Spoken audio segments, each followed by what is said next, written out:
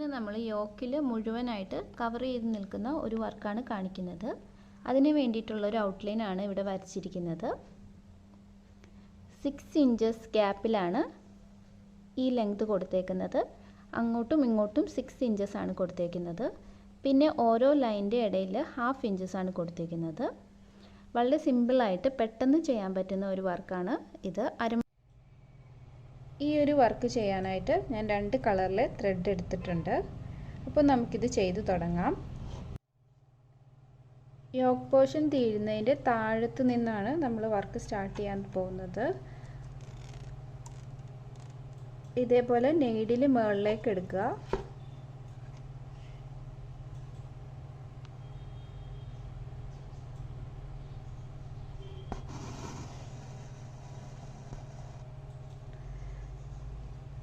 ഇതാണ് നമ്മൾ വരച്ചിരിക്കുന്ന ലൈന്.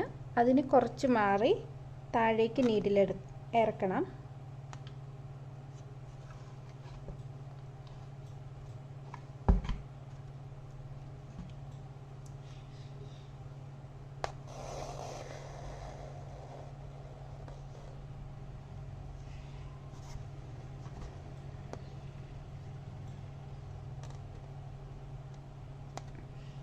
ഇനി നമ്മൾ ആ ലൈനിലൂടെ മുകളിലേക്ക് ത്രെഡ് എടുക്കുക.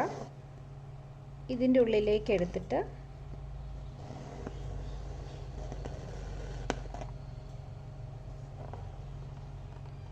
ഇങ്ങനെ വലിച്ചു കൊടുക്കണം. ഇനി അടുത്തത് നമ്മൾ ഓരോ കോർണറിൽ നിന്നും ഇതുപോലെ ത്രെഡ് എടുത്ത് കൊടുക്കുകയാണ്. ആദ്യം ഈ സൈഡിൽ നിന്നാണ് എടുക്കുന്നത്.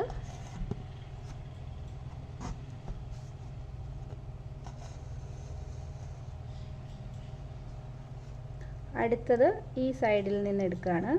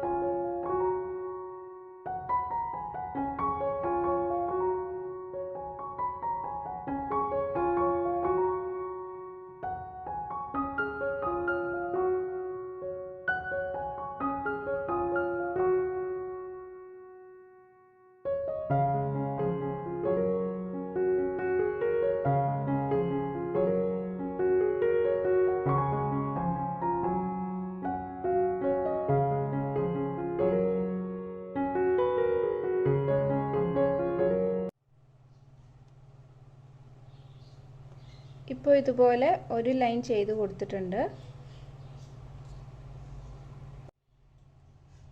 യോക്ക് മുഴുവനായിട്ട് ഇതുപോലത്തെ ലൈൻസ് ചെയ്ത് കൊടുക്കുകയാണ്.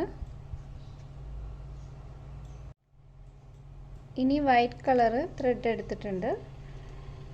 ഫ്രഞ്ച് നോട്ടാണ് ചെയ്ത് കൊടുക്കാൻ പോകുന്നത്.